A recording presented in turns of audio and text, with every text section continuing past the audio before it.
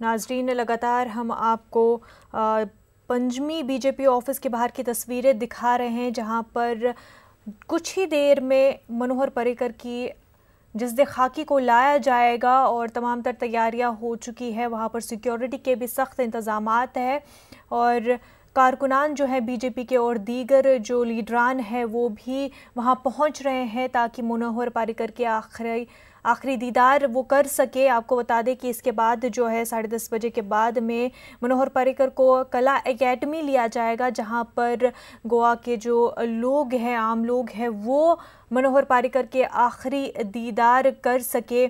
और आप देख सकते हैं अपने टीवी स्क्रीन्स पर कि लगातार कारकुनान और लीडरान का जो आमदोरफ्त है वो जारी है। लोग आ रहे हैं ताकि वो एक आखिरी बार मनोहर पर्रिकर को देख सके।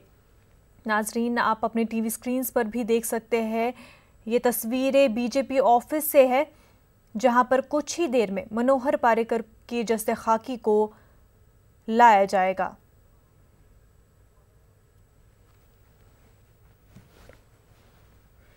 गोवा के वजीर आला मनोहर पर्रिकर की मौत पर मरकजी काबीना की आज 11 बजे ताज़ियती नशिस्त बुलाई गई है। इस मीटिंग में उन्हें खराज अकीदत पेश किया जाएगा। इससे कबल हुकूमत ने पर्रिकर के इंतकाल पर सरकारी सोग का ऐलान किया है। वजीर आज़म नरेंद्र मोदी ने मनोहर पर्रिकर को दूरअंदेश और मजबूत वजीर दिफा बताया। वजीर आज़म मोदी ने मनोहर पर्रिकर के वजीर दिफा की मुद्दतकार को मुल्क की दिफाई सलाहियत और अजमत को बढ़ाने वाला बताया। हमारे नुमाइंदे अनूप गुप्ता इस वक्त हमारे साथ जुड़ चुके हैं। अनूप, आपसे जानना चाहेंगे, आप इस वक्त बीजेपी ऑफिस के बाहर मौजूद हैं। हम आपसे जानना चाहेंगे कि कौन कौन से लीडरान जो है वहां तक पहुंच चुके हैं और उनके लास्ट रिस्पेक्ट पे करने के लिए क्या कुछ प्रोसेसिंग अभी हो रही है? देखिए, बता दूं कि 10 बजे केंद्रीय कैबिनेट की बैठक होगी और वहां पर मनोहर पर्रिकर जी को लेकर एक शोक प्रस्ताव पास किया जाएगा केंद्रीय कैबिनेट के बाद। उसके बाद प्रधानमंत्री समेत बीजेपी के सभी बड़े नेता तकरीबन 11 बजे के करीब वो दिल्ली से गोवा जाएंगे और उनका आखिरी दर्शन करेंगे। जिस तरीके से आपने भी बताया कि मनोहर पर्रिकर काफी लोकप्रिय नेता थे, न केवल गोवा के लिए बल्कि पूरे देश के लिए काफी लोकप्रिय नेता के तौर पर वो जाने जाते थे। ऐसे में सभी उनका आखिरी दर्शन करना चाहते हैं। आखिरी वक्त तक जिस तरीके से वो काम में लगे रहे, उन्हें पता था कि बहुत ज्यादा उनकी जिंदगी नहीं बची हुई है और जिस तरीके से वो काफी तकलीफ में थे, उसके बावजूद वो लगातार काम में लगे रहे। आपको याद होगा कि जब प्रधानमंत्री नरेंद्र मोदी प्रधानमंत्री बने तो उन्होंने खास तौर पर मनोहर पर्रिकर को अपने कैबिनेट में उन्होंने शामिल कराया था। तो कुल मिलाकर ये कह सकते हैं कि इनकी जो एक भारतीय राजनीति में एक क्षति हुई है, अब उनके आखिरी दर्शन के लिए तमाम राजनीतिक पार्टियां और बीजेपी के जो बड़े छोटे लीडर हैं वो वहां पहुंचेंगे और उनको आखिरी विदाई देंगे। अनूप, जैसा कि आपने बताया कि काफ़ी जो है मशहूर नेता रहे हैं और न सिर्फ गोवा में स्टेट वाइज बल्कि नेशनल लेवल पर भी उनका वही रसूख रहा है, तो कितना बड़ा वॉइड जो है उनके जाने से गोवा की पॉलिटिक्स हो या फिर बीजेपी में कितना बड़ा खला पैदा होता है? देखिए, बहुत बड़ी क्षति के तौर पर आप इसको देख सकते हैं, क्योंकि जिस तरह से हमने जिक्र भी किया कि जब नरेंद्र मोदी प्रधानमंत्री बने तो खास तौर पर उनकी पसंद थी कि मनोहर पर्रिकर उनके कैबिनेट के सदस्य बने। मनोहर पर्रिकर को खास तौर से प्रधानमंत्री नरेंद्र मोदी ने गोवा से दिल्ली बुलाया और दिल्ली में उन्हें सबसे अहम पद रक्षा मंत्रालय का उनको सौंपा गया। और सबसे बड़ी बात बता दूं कि जब विधानसभा चुनाव हुए, बीजेपी के पास बहुमत नहीं थी, उसके बावजूद भी मनोहर पर्रिकर की लोकप्रियता इतनी थी कि मनोहर पर्रिकर के नाम पर ही कई राजनीतिक पार्टियां साथ आए और उसके बाद गोवा में बीजेपी और जो उनकी सहयोगी पार्टियां हैं उनकी सरकार बन पाई। और आज आप देख सकते हैं कि जिस तरीके से मनोहर पर्रिकर अब इस दुनिया में नहीं है और उसके बाद फिर से गोवा में उठापटक शुरू हो गई है। यानी कि एक अगर वहां पर सरकार थामे हुए थे, एक राजनीतिक पार्टियों को साथ लेकर चल रहे थे, तो उनकी क्षमता जो है मनोहर पर्रिकर की वजह से सभी लोग एकजुट थे।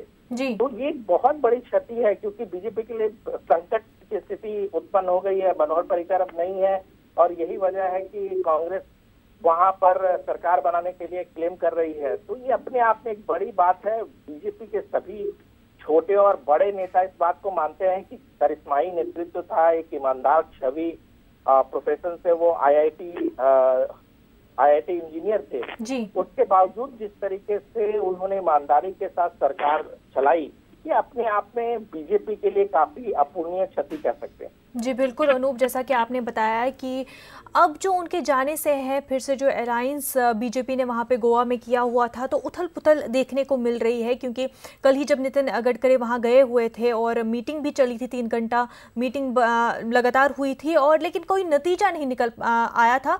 और ऐसे भी बयान सामने आ रहे थे कि जहाँ पर अलायंस पार्टी जो वो कह रही थी कि हमने बीजेपी का साथ नहीं दिया था, बल्कि मनोहर पर्रिकर का साथ दिया था, उनके साथ है हम। तो ऐसे में अब गोवा का जो पॉलिटिक्स है वो क्या रूप लेगा?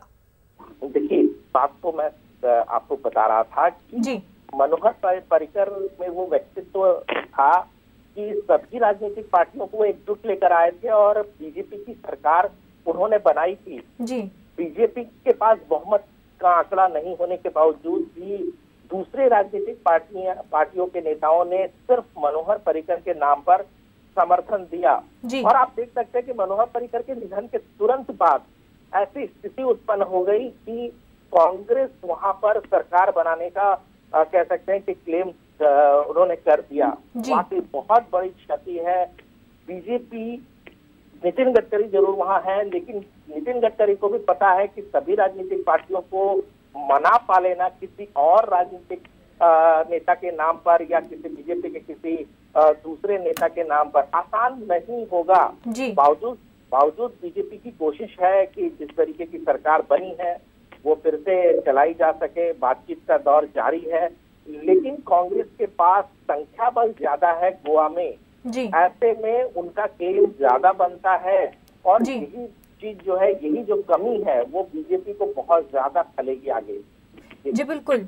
जी अनूप, जैसा कि आपने बताया कि कांग्रेस ने जो है फिर से जो है क्लेम कर लिया है कि वो गवर्नमेंट बना सकते हैं, तो ऐसे में क्या गवर्नर रूल लागू होने के इम्कान है गोवा में?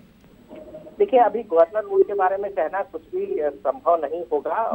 ये तो भविष्य में छिपा हुआ है कि क्या स्थितियां बनती है, क्या परिस्थिति बनती है वहां पर। लेकिन इतना जरूर है कि मनोहर पर्रिकर के जाने से जो वैक्यूम वहां पर एक क्रिएट हो चुका है, जो एक कह सकते हैं कि जो एक नेता जो सभी राजनीतिक पार्टियों को एक साथ एकजुट रखने में वो संभव हो पाया था, वो अब बहुत ही मुश्किल काम लग रहा है कि किसी दूसरे नेता के नाम पर सभी राजनीतिक पार्टियां एकजुट हो पाए।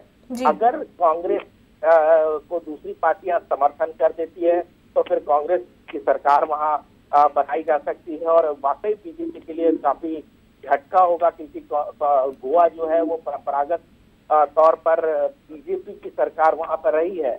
ऐसे में देखना होगा कि आगे किस तरीके का स्टेप लेता है, वहां पे क्या गवर्नर रूल लागू करने पर भी कोई विकल्प पर कोई विचार हो सकता है, या फिर कोई ऐसा नेता जो कि सर्वमान्य हो, सभी राजनीतिक पार्टियां जैसे पहले सरकार चल रही थी, सभी राजनीतिक पार्टियां मिलकर किसी एक नाम पर समर्थन वो दे दे, तो अभी मुश्किल है। लेकिन नितिन गडकरी जो कि बीजेपी के बहुत बड़े नेता हैं, पिछली बार भी सरकार उन्होंने ही बनवाई थी, तो ऐसे में नितिन गडकरी की कोशिश लगातार जारी है। लेकिन इन सब के बीच ये समझना बहुत उचित रहेगा कि देखिए, ये मनोहर पर्रिकर ही थे जिन्होंने सभी को एकजुट रखा था, और देखिए उनके जाते ही किस तरह से एक क्षति बीजेपी को लगने जा रहा है।